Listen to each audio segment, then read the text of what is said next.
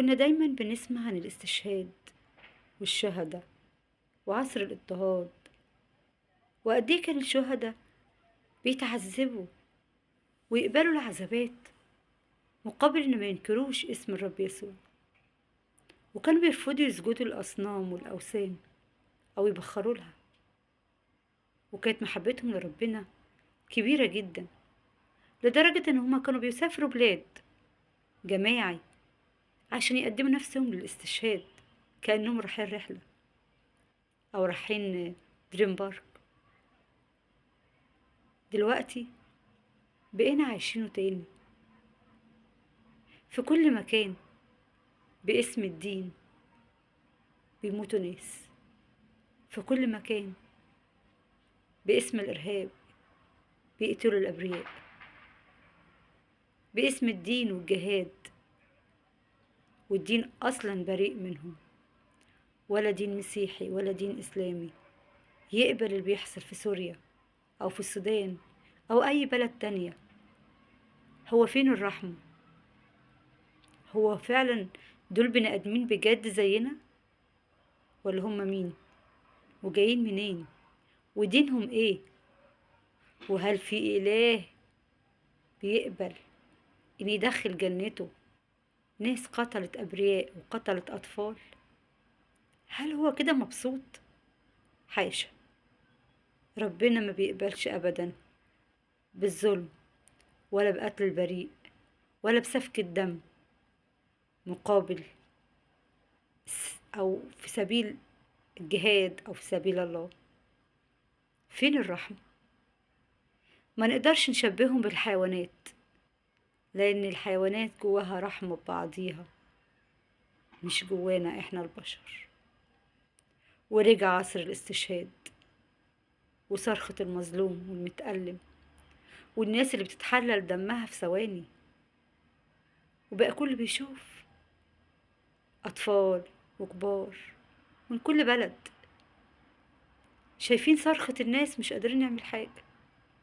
شايفين الأطفال اللي بتموت ضحايا ومش قادرين نعمل أي حاجة.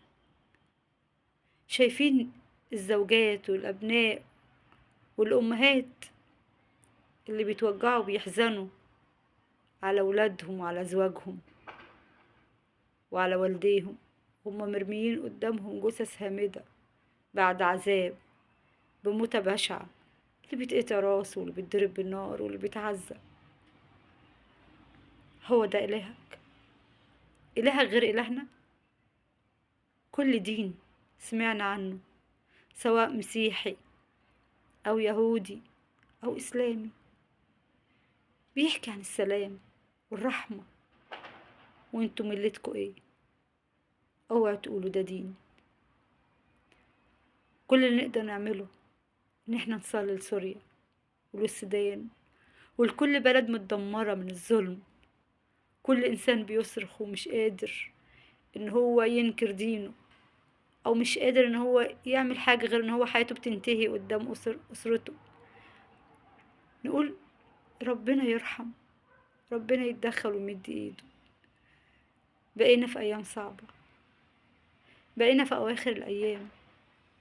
يمكن احنا في مصر هنا في نعمة مش حاسين، بس لما بنشوف الاحداث بره بنحس قد ايه ان احنا حقيقي في نعمة، وان الايام اخرت، وان لازم نكون مستعدين. ايام صعبة. حتى ولادنا جواهم خوف من بشاعة الحاجات اللي بيشوفوها. الاطفال بقيت عايشة مرعوبة. زمان كنا نخاف نشوف لقطة في فيلم رعب، نخاف على الاطفال. دلوقتي الحياة كلها بقت رعب، الحياة مجرد فيلم مرعب. في كل حتة وفي كل مكان وفي كل وسائل اجتماع، في كل مكان الأطفال قلبهم جمد. اللي عايش عنده حالة نفسية، واللي خايف، واللي قلبه مات، واللي اتأقلم على الأسوأ. مبقناش عارفين نعالج ايه ولا نحارب ايه، لكن قلبنا موجوع بجد. قلوبنا موجوعة كلنا على اللي بيحصل في سوريا، على عدم الرحمة، بغض النظر عن اللي بيموت ده مسيحي أو مسلم. احنا في الأول والآخر بشر، بني آدمين بجد، محتاجين كلنا نتحد ونصلي ونقول يا رب ارحم، بس نقولها من قلبنا بجد، نقولها بصرخة واحدة. وزي ما ربنا نقل جبل مقطم زمان بصرخة شعبه بكلمة كريا ليسون يا رب ارحم، ربنا هيسمع وهيستجيب لو صرخنا وقلنا يا رب ارحم بجد وبدموعنا ومن جوه قلبنا. يرحم، يرحم العالم أجمع، يرحمه من الفساد والإرهاب، يرحمه من الارتداد، يرحمه من الوحشية وعدم السلام وقلة المحبة، يرحمه من القتل اللي الناس بقت بتقتل في بعضيها في الشوارع عموما عادي. كل يوم حوادث على الفيس، حوادث في الدول، حوادث في كل مكان، حوادث. واحدة بتقتل عيالها، واحدة بتقتل جوزها، واحد بيقتل ولاده. هو احنا بقينا ازاي كده؟